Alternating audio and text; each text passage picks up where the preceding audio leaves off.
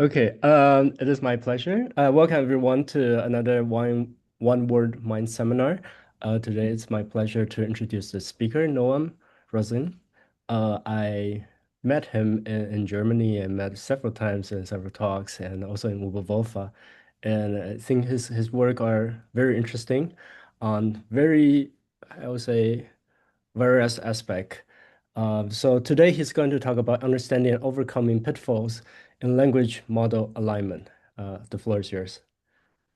Great. Thank you, Edward, for the kind introduction and for the invitation. I think today's talk may be a bit more high level than the usual talk in the seminar. My goal here is to first give you a brief overview of how alignment is done in practice for language model these days, and then to show how you can better understand when it will fail and what we can do about it by analyzing the optimization dynamics. This is going to be the theoretical component of the talk. And I hope that this perspective can be useful to this audience. And please feel free to stop me and ask questions at any time. Okay, so to start, luckily for me, language models don't need much introduction these days. Okay, for our purposes, it's just a neural network that produces a distribution over sequences of discrete tokens. And we're going to denote our language model by pi theta. Theta is the parameters that we learn. We can give it a prompt x. This is a sequence of tokens. And it gives us a distribution over possible responses y. And the way that language models usually do this today is in an autoregressive manner, which just means that you decompose this probability over y to a product of probabilities over next tokens. Because this is just the chain rule. What this means is that your neural network, you give it your prompt, some subsequence of the response. Often it's a transformer architecture. In the end, it gives you a vector, and you convert that vector to probabilities using the softmax function. There's some technical detail, but we're going to see where it is going to matter soon. And the major challenge with these language models is how do we ensure that they're aligned? And this is a very broad term. It means different things to different people. Here I'm using it to refer to how do we ensure that we do what we expect them to do? And this can amount to complying with human preferences, producing safe and helpful responses, following the instructions that we give them in the prompt. And maybe you can include here also having certain skills like solving math problems. And one way that you can try to align a model, okay, one very straightforward way is just supervised learning, okay, supervised fine-tuning. This means that you collect a set of labeled examples, prompts, and high-quality responses, and you minimize the standard next token prediction loss over it. Okay, this is the cross entropy loss over the desired responses. And the simplicity of this approach is very appealing, right? I mean, it's perhaps the standard recipe in machine learning, yet it does has its limitations here. In particular, there are some objectives for which it is quite hard to provide examples for. Okay, let's say we want to make our model less biased, less toxic, or just in general optimize for it producing responses that are more preferable by a certain user. It's not entirely clear how we can do that using supervised fine-tuning. And this limitation, it led to a wide adoption of methods that use preference data. This means that the data set that you start from, it usually has these triplets. You have a prompt, and it is associated with two candidate responses. You can get them by sampling them from your current language model. You can source them from the internet. What you need here is a label of which one is preferred. And here y plus is preferred over y minus. Now, the underlying assumption behind existing approaches is that there exists some unknown ground truth reward function, RG here, which captures at least some aspects of human preferences. And the fact that we see that y plus is preferred over y minus, that simply translates to y plus has a higher ground truth reward. Okay, and then we can formalize the goal of alignment under this paradigm as we want to maximize this ground truth reward. We want our language model to produce responses that achieve a high reward. Okay, of course, there's the question of whether this is a right or good goal for alignment, but nonetheless, this is the formalization behind current alignment methods. And for the rest of the talk, we're going to focus on this paradigm, and in the end, we'll talk about what we can do beyond it. Okay? So alignment here is basically we assume that we have some ground truth reward function, which we don't have access to, that we want to maximize. And one way that we can access it is through preference data. And the challenge here is, okay, how can we maximize this reward if we only have access through preference data? And there are two main approaches for doing so in the context of language models. The first is based on reinforcement learning, and the second is a more direct approach of directly training the language model using the preference data. And we're going to discuss both of them today. And the recurring theme is going to be that their limited understanding can lead to undesirable outcomes. Okay, so for the plan for the remainder of the talk is we're first going to focus on the reinforcement learning approach for alignment. This is going to be the main technical component. It's based on 3 papers, the first done at Apple and the second 2 now at Princeton. And then we'll more briefly discuss the direct preference learning approach. Okay, so this was a very high-level introduction. Now we can dive deeper. All right, so aligning a language model using reinforcement learning, this is known as RLHF, reinforcement learning from human feedback. This is a 2-step process. Okay, first, we don't have the ground truth reward, so let's learn a proxy reward model. This is a neural network that we train by fitting the preference data. Okay, we minimize some loss, a binary classification type of loss usually, that trains it to give a high reward to the preferred responses, y plus compared to y minus. Once we have our proxy reward model in hand, we can then try to align our language model by maximizing this proxy reward over some set of prompts. And this is done using policy gradient methods. So there are different variants of policy gradient, but they pretty much amount to maximizing the following objective using gradient-based updates. Okay, so we're maximizing with respect to our language model, pi theta. In this context, it is also called the policy. So I'm going to use policy and language model interchangeably here. And the objective is, okay, we have an average over the training set of prompts, and then 2 terms. The first, we want to maximize the proxy reward. Okay, the hope is that if the reward model is any good, maximizing its reward should also increase the ground truth reward that we really care about. And the second term is a KL divergence regularization from the initial policy. Okay, and here the idea is that we want to restrict how much the language model deviates from it so that it doesn't lose too much capabilities that it had before we started aligning it. Okay, so this is RLHF in the nutshell, these 2 steps. And in our analysis, what we're going to consider is basically gradient ascent over this objective.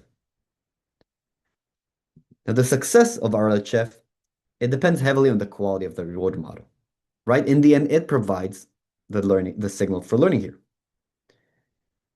But it is actually not clear how we should evaluate this quality. Okay, the way that currently reward models are evaluated is based on accuracy and how they rank pairs of responses. Okay, so accuracy is you have your data set of preferences, and it measures the fraction of these examples that the reward model ranks correctly. Okay, the fraction of examples that the reward model gives a high reward to y plus compared to y minus. And existing benchmarks, reward benches, perhaps the most popular one of them, they exactly measure this. Okay, they give you this list of which reward model is more accurate over their fixed dataset. Now, accuracy is a natural measure to look at. Intuitively, it helps us quantify how likely are we to increase the ground truth reward when we maximize the proxy reward that we have. Okay, if the reward model is very accurate, then responses that it considers to be good, they're likely also good under the ground truth. Okay, so it makes sense that people evaluate reward models using accuracy. However, is it true that more accurate reward models are necessarily better teachers for RLHF, or in the different words, for policy gradient methods? And as we're going to see now, this is actually not the case. Okay, more accurate reward models are not necessarily better. And the way that we're going to show this is by taking an optimization perspective. Okay, we're going to consider when does the reward model allow for efficient policy gradient optimization. Okay, when we train using the reward model, will the reward increase at a satisfactory rate? This is the question here. And of course, we're going to care about both the proxy reward that we train with, but more importantly, the ground truth reward, which is the true objective here. And the first thing that I'm going to show is that regardless of how accurate the reward model is, okay, even if it is perfectly accurate, it can still induce a very flat objective landscape that leads to slow optimization. Okay, this is a theoretical result, and based on what we're going to prove, and I'll also show empirically, that more accurate reward models are indeed not necessarily better teachers. Okay, and then we're also going to discuss how this sheds light on limitations of existing benchmarks for reward models. So this is the plan for the next part of the talk. Are there any questions perhaps before we continue? Yeah, please feel free to unmute yourself and ask. Yeah, hi, thank you. Maybe you'll talk about it, but just could you maybe say one sentence about how generally these reward models are like obtained? Like what kind of optimization people generally do to get these? Yes, good question. So I'm not actually going to go into this uh, into detail because here what we're going to do, we're going to assume that we have some reward model that somebody gives us, and then Mhm. we're going to analyze how it affects policy grading. But in practice, how people train reward models to answer your question is you have a data set of preferences, okay, X, Y plus, and Y minus, and you minimize a loss, which is a binary classification type of loss. Okay, the reward model is you take a neural network. Usually it's a language model that you just put a linear head on top, and you train it to give a higher reward to Y plus compared to Y minus using a binary classification loss. And that's it. I see. So you need paired data for this. Yes, so the standard way to train a reward model is paired data. There are Mm. domains where you can use non-paired data if it is clear what is correct and what is not. But yeah, the typical approach for aligning with human preferences is paired data. You can also generalize this to like more than pairs, but just like Yeah, responses yeah. and a label which one is the most preferred response. Thank you. Really appreciate it. Great. Yeah, thank you for the question. Okay, so now we can start to dive into the details. And first, I'd like to introduce a key quantity here. It's a very simple one. Okay, so let's just make it clear. It's the reward variance. It's the variance that the reward model induces for our policy pi theta, okay, the language model, and the given prompt. The randomness here, it is only from the responses sampled from the policy. Okay, you can assume that the reward model gives us deterministic rewards. And to estimate this quantity, okay, it's very simple. All you need to do is you sample multiple responses from your language model, you compute the reward, and then you can estimate the variance based on that. And here's the exact definition. Okay, this is the standard definition of variance. Nothing hiding here, just to show that, yeah, this is a very simple measure.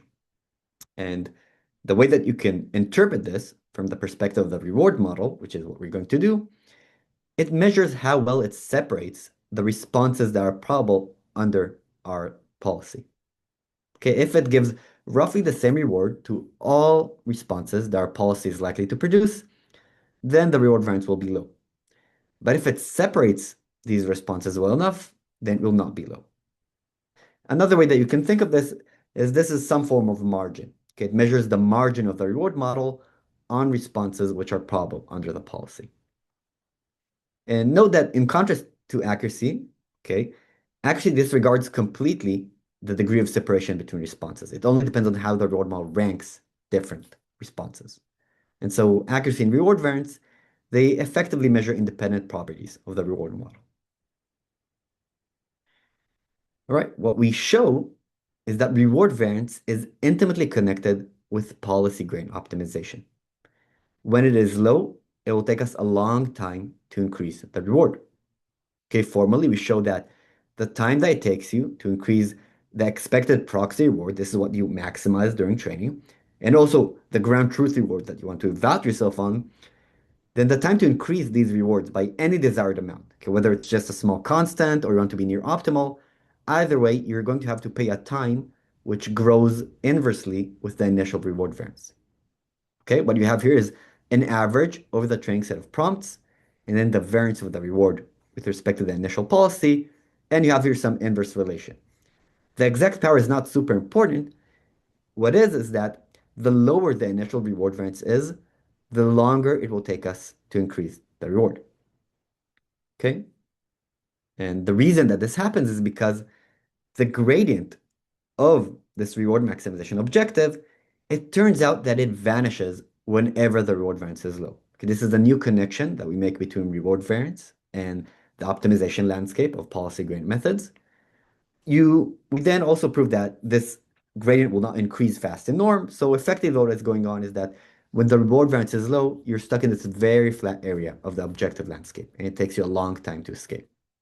And I'm giving this result in the context of language models, but it is actually much more broad.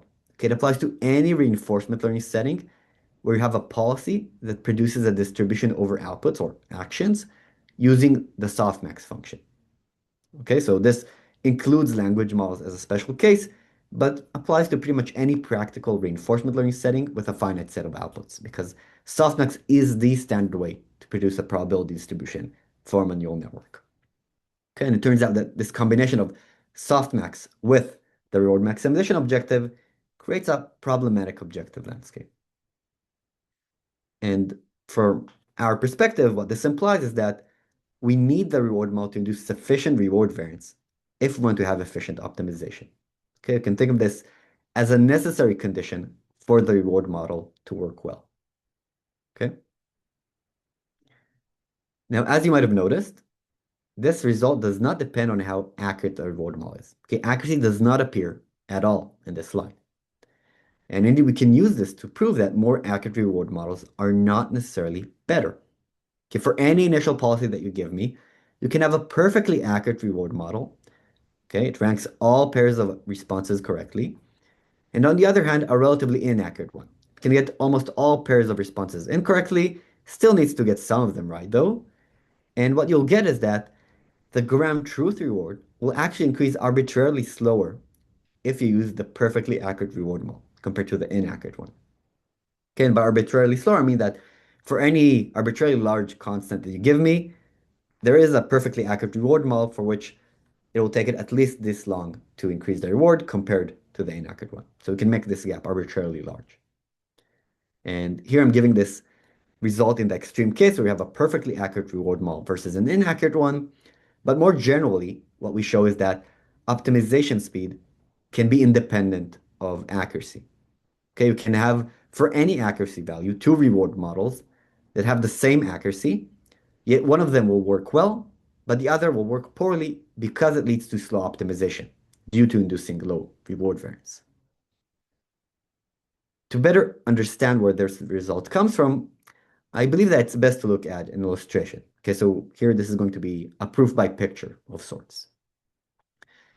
What you have on the left is the ground truth reward. Okay, this is what you want to maximize. The directions here are directions in parameter space. We start from the gray dot. This is the initial policy. To maximize the ground truth reward, we need to go to the top left. For the reward model, as I mentioned, accuracy and reward variance, they capture distinct properties.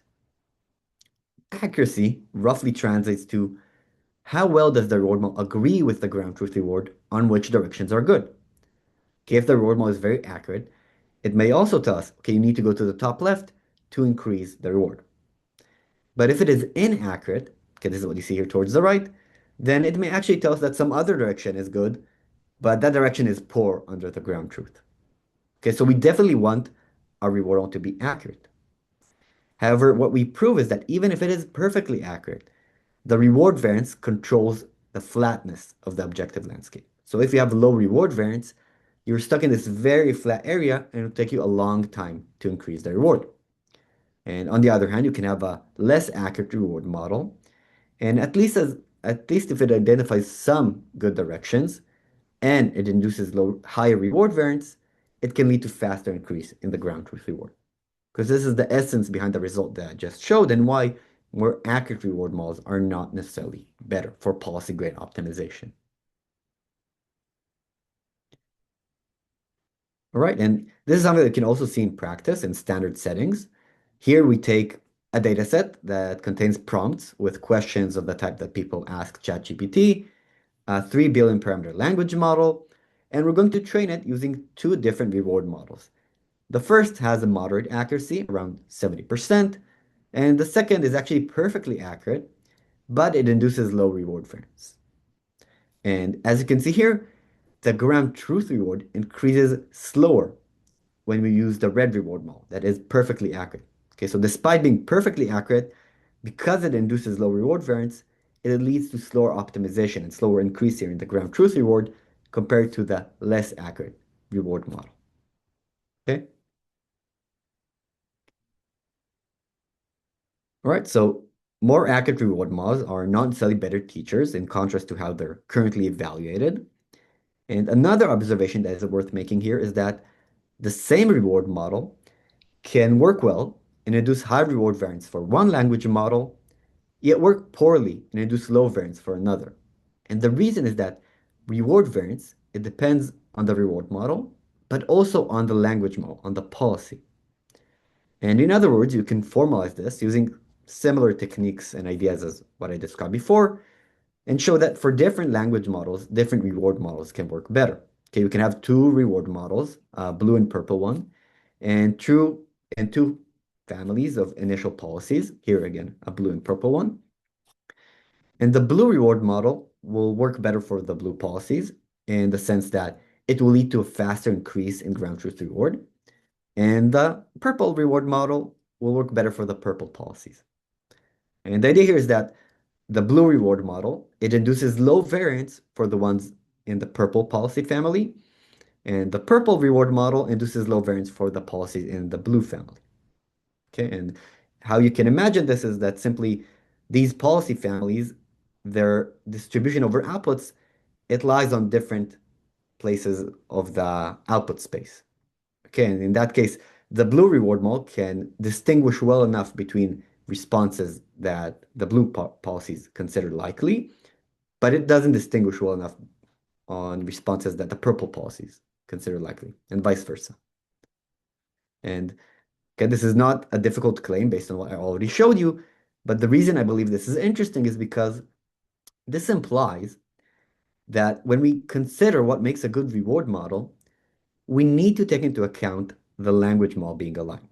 Okay, there may not be this universal sense in which this reward model is better than that one. This very much depends on which language model you're going to train. And you can see this empirically. Okay, this is similar experience to what I showed, but here we're using four different publicly available reward models. This is the different colors.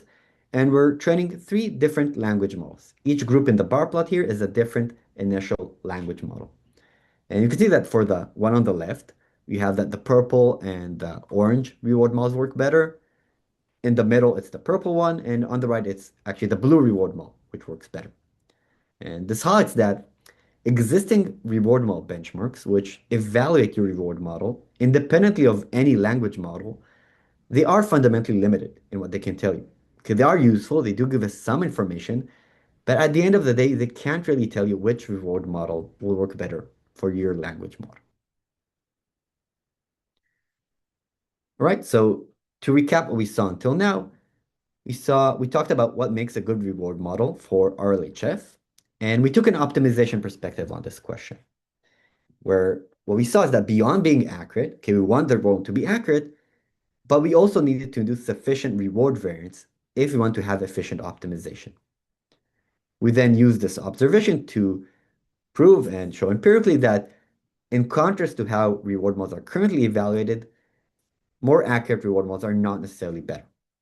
Okay, and then we also discussed now how the fact that they evaluate the reward model independently of any specific language model means that they're limited in what they can tell you on which reward model will work better for your language model. And what these results imply overall is that when we design reward model training and evaluation protocols, we need to take into account properties beyond accuracy. Okay, so reward variance is an important quantity that we identify, and there may be others as well that we're still not aware of. Yes, is there a question? Yeah, just one clarifying question. So, would you say that the final accuracies would be same, irrespective of whether we would use a low variance reward model versus a high variance reward model, and it's really just the speed of the optimization that varies? Would that be like a correct description of what you said? Yeah, so if I'm following correctly, so accuracy and reward variance, you can think of them as independent properties.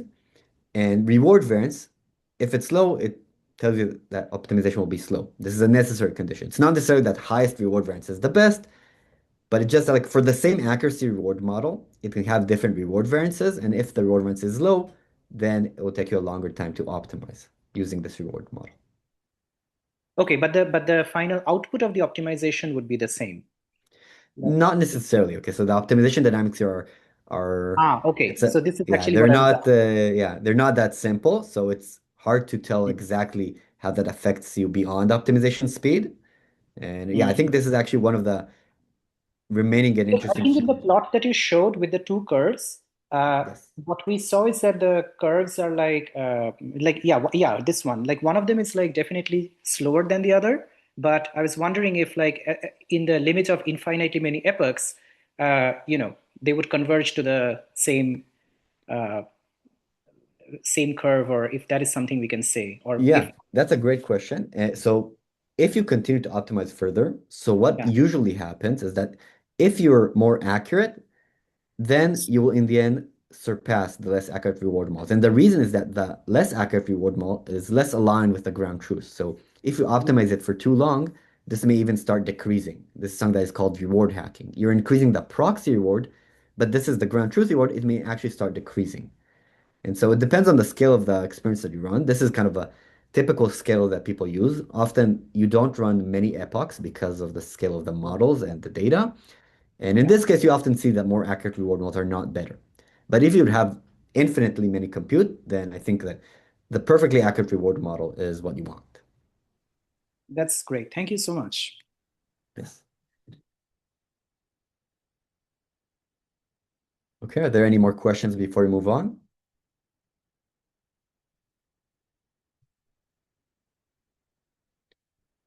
Okay, so now I'd like to spend just a few more minutes on reward variance because I believe that it is an important quantity.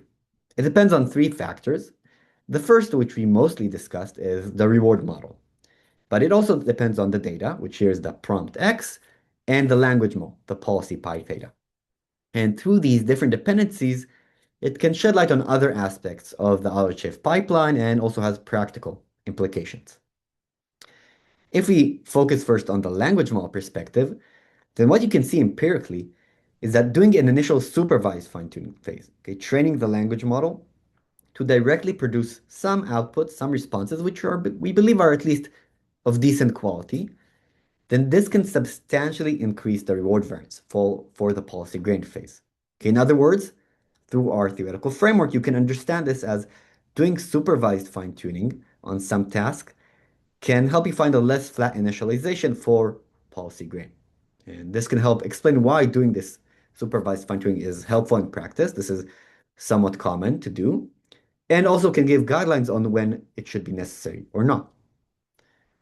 If we move to the perspective of the data, then you can use reward variance for designing data selection algorithms. And this is something that several fall papers have done, where the idea is that if you train on prompts that enjoy a high reward variance, you're going to learn more effectively over them. And you can try to do different curriculum for data as well. And lastly, if you go back to the reward model perspective, there has also been work on designing new reward transformations and changing the policy gradient update rule to try and improve optimization. Okay, for example, by changing the reward variance in a given batch by transforming the rewards. And what this goes to show is that, at least in my view, reward variance is a key quantity for successful RLHF and more broadly for policy gradient methods. Okay, at minimum, it can help us identify optimization issues. If we think that there are certain inputs for which the reward variance is low, we're not likely going to make much progress over them. And more broadly than that, it can also be useful for developing new algorithms. And I believe that we're just scratching the surface of what can be done with this connection between reward variance and policy grain optimization.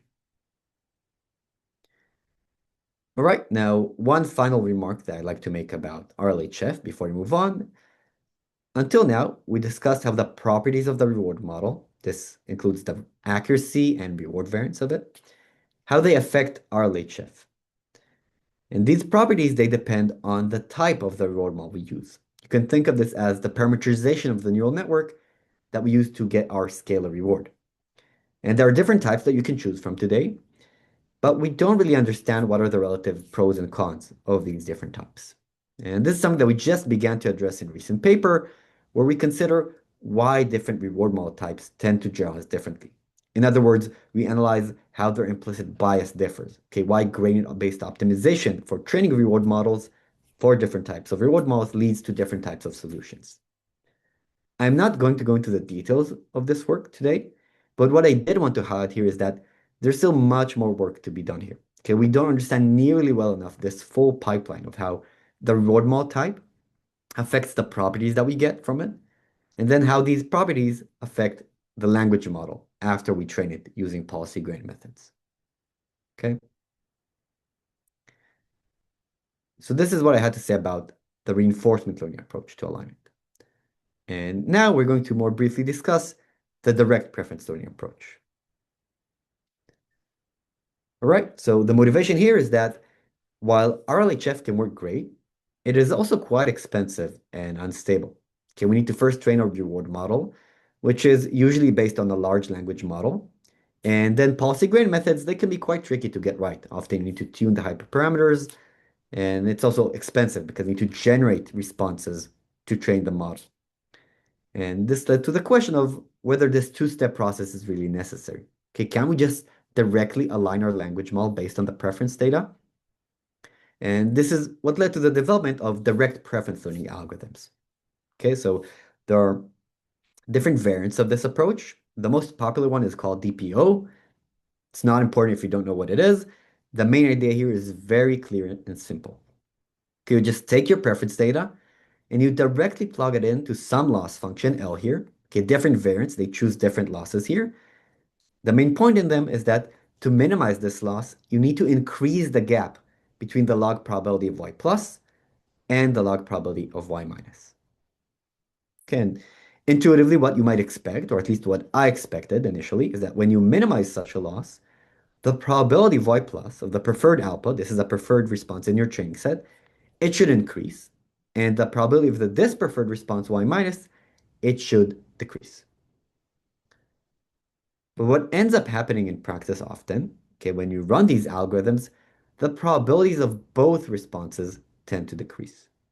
Okay, and here's an illustration of what you often get. This is the log probability of outputs as a function of the training steps. You see that the gap between the log probabilities of y plus and y minus, it opens up. This means that the loss is being stably minimized. This is not an optimization issue.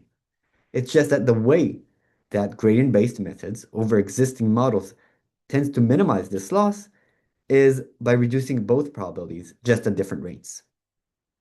Now, what this implies is that there exists some unknown output. Okay, here it's z in the illustration, which we're not accounting for. It's not in our training set, and it is increasing in probability. Okay, this is what we call this phenomenon likelihood displacement. Now, this may not be problematic. Okay, we can say that this is benign if this z that our model is learning to produce is similar in meaning to what we wanted, to y plus. However, what if this z is completely opposite in meaning to y plus? Then perhaps we can say that this is catastrophic. And despite the fact that likelihood displacement was observed widely in practice, it was not understood why it happens or what are its implications. Okay, can it even be catastrophic? In which settings? And what can we do about it? And what I'd like to show first here empirically is that this can be problematic and lead to surprising failures when you try to align your language model. Okay, let's say you even want to align it a simple purpose, just to refuse answering unsafe prompts using this direct preference learning approach. The standard way to do so is you collect a data set of unsafe prompts. For example, this request that you deem unsafe and you want the model to refuse to answer. Then you need to get your preference data set so you can sample from your model 2 candidate responses and then label them such that responses that refuse to answer are preferred over responses that comply with the request. Then you have your data set and you can align your language model based on it. Here, what you see is the percentage of unsafe prompts that the language model refuses. And we run this experiment for 2 language models, 2 open weights models, one released by Google, the other by Meta. Initially, they refuse between 75 to 80% of the unsafe prompts. The whole intention of this whole procedure is we want this percentage to increase. We want these language models to refuse more unsafe prompts. But what actually ends up happening is that this refusal rate substantially drops. Okay, they start answering unsafe prompts. Okay, and the reason is that likelihood displacement shifts probability from the preferred refusals in the training set, okay, the responses that refuse to answer, to some other responses not in our training set, which actually comply with these harmful requests. So we're trying to align our language model, but instead we're actually unintentionally unaligning it because the probability mass goes to some unexpected responses. And I have to say that, at least to me, this was quite surprising how substantial this drop was. Okay, when we ran these experiments, then we had initial theory which suggested that this can happen, but it's still quite remarkable to see how significant this drop can be. All right, then to understand why this happens, we characterized the optimization dynamics of these objectives. Specifically, we looked at when will the probability of the preferred response, y plus, decrease during training. And here I'll cut right to the chase and say that we show that preferences, okay, y plus and y minus, that have similar hidden embeddings are the ones that lead to this phenomenon. And this similarity is in a certain sense, okay, we show that at any training step, the probability of y plus will decrease more, the larger a certain centered hidden embedding similarity score is. Okay, this is a score that pops up from our theory. Here is its exact definition. Okay, this is a score for y plus and y minus given a prompt. You don't really have to parse this. Okay, all you need to know is that this depends on the hidden embeddings of these responses. This means the activations that the language model gives at its final layer to them. Okay, you can assume that you have some transformer architecture, you give it the prompt and the response, and in the end, you have the representations, the hidden embeddings of these responses. So it's very efficient to compute. All you need to do is do a forward pass through a transformer and then a simple computation. Now, the nice thing about having such a measure is that we can go back to our experiments where when we try to align the model, we unintentionally unaligned it and try to mitigate this problem by filtering data, okay, by removing examples which cause likelihood displacement. And indeed, we show that if you filter data and train only on examples that have the lowest similarity scores, then there's no problem at all. Okay, now the percentage of prompts which are refused, it increases as we expect. And this highlights that by collecting better data, for which we believe that our score can be useful, you can mitigate these undesirable outcomes of direct preference tuning algorithms. And I'll say that filtering data is one way to do so, and another can be to change the algorithm. Okay, and there has been self-follow papers that modify the objective to try and avoid this phenomenon. For example, you can try to add some regularization term, which further pushes forward the preferred output. Okay. All right. So before I conclude and talk a bit about future directions, are there any questions perhaps?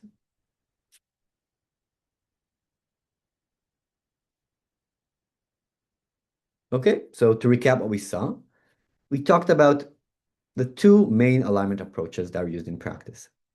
For the reinforcement learning approach, we saw that it can suffer from slow optimization when the reward variance is low, and this is regardless of how accurate the reward model is. And then we showed that this implies that more accurate reward models are not necessarily better, in contrast to conventional wisdom and how they're currently evaluated. And for practical applications, we saw that you can use the relation between reward variance and policy gradient optimization to design new data selection and policy gradient methods. And as I said, I believe that there's much more to be done here. We then moved to the direct preference learning approach, and so that it can fail in weird ways, where it sends probability mass to responses which are completely opposite in meaning to what we intended to do. And this can unintentionally unalign the model even when you try to align it. Our theory and experiments, which I just briefly mentioned today, they highlight that examples that are similar according to a certain score are the ones that lead to this phenomenon, and you can try to mitigate it either by filtering or collecting better data or by changing the algorithm. Going forward, okay, by now there are countless methods for aligning language models. So RLHF and DPO, this is the one that I mentioned, they are the most dominant ones, but there are numerous different variants, and every week or few weeks you have a new method coming out. And despite the rapid increase in the number of methods that we can choose from, there's still very limited understanding regarding how they actually work. And as we saw, this can lead to undesirable outcomes. Whether it's inefficient training, okay, if we choose a reward model that doesn't suit our language model, or maybe even safety concerns, Either way, these mistakes are just getting more costly as the scale of current models increases. And so I believe that it's going to be important if we want to make progress towards efficient and reliable deployment of these modern AI systems to have a combination of theory together with real-world experimentation. Okay, so we can try to avoid these issues and not waste compute on failed experiments. And to be concrete here, I'd like to finish with a couple of future directions, which I believe are important. And if anyone is interested, I'll also be happy to discuss more offline. The first relates to policy gain optimization. Okay, the thing is that when we look at supervised learning, which I think most of the theory around deep learning has focused, we minimize some loss over labeled data through gradient-based methods. And the optimization dynamics and implicit bias of gradient-based methods in supervised learning has been extensively studied. Okay, this is also my own prior work, people in the audience as well, for example, Edward, and many, many other people.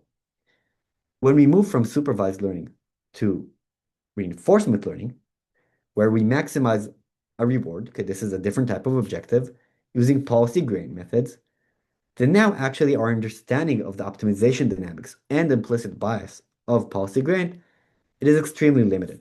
Okay, there are some work on this, and this is what I showed today takes us a few steps forward, but we still don't understand this enough. Okay, and given the importance of policy gradient methods for training language models and other AI models these days, I think that it's important to have more theory around this. The second direction that I want to highlight is that I focused here on reward-based alignment. Okay, recall that the underlying assumption behind both the reinforcement learning approach and the direct preference learning approach is that there exists some unknown ground truth reward, which captures what it means for a language model to be aligned, and we want to maximize it. But there is obvious drawbacks and flaws to this assumption. And the first one is that it can only account for transitive preferences. Okay, if a response Y is preferred over B, A is preferred over B, and B is preferred over C, then necessarily A must be preferred over C. Okay, right? Because if A has a higher reward than B and B has a higher reward than C, yeah, then A also has a higher reward than C. However, human preferences are not always transitive. Okay, and this raises the question of how and when should we relax this restriction? An alternative recent paradigm to alignment, it frames alignment as a game between two language models. And then instead of maximizing the reward, our goal here is to find a solution to this game, okay, to find the minimax winner, where here the value that the language model gets is how preferred the output is compared to the output that the other language model gets. So this gives us another solution concept for what it means to be an aligned model. Yet it's not clear when is this approach better than the reward-based alignment. Okay, and what are its advantages? The second limitation, which is a limitation of both the reward-based alignment approach that we talked about and this game theoretic formulation, is that it relies on very limited feedback. Okay, we get a single scalar or even bit of feedback per output. And ideally, going forward, we like to leverage more rich, structured forms of feedback. Okay, if someone is going over your output, over your response, and telling you if it's good or not, maybe it's not that much more effort to also tell you why. For example, provide natural language comments. These days, you can also have execution traces of code. And I think we're entering a new paradigm where just as supervised learning learns from labels and reinforcement learning learns from rewards, we're going to have learning paradigms based on structured feedback. And this is a challenge both for practitioners. Okay, how do we design algorithms that learn from such feedback? And for theorists, how do we formalize their advantages compared to, let's say, the reward-based paradigm of alignment? And that's what I had for today. So I just want to thank my collaborators from Apple and Princeton, and for you for your attention.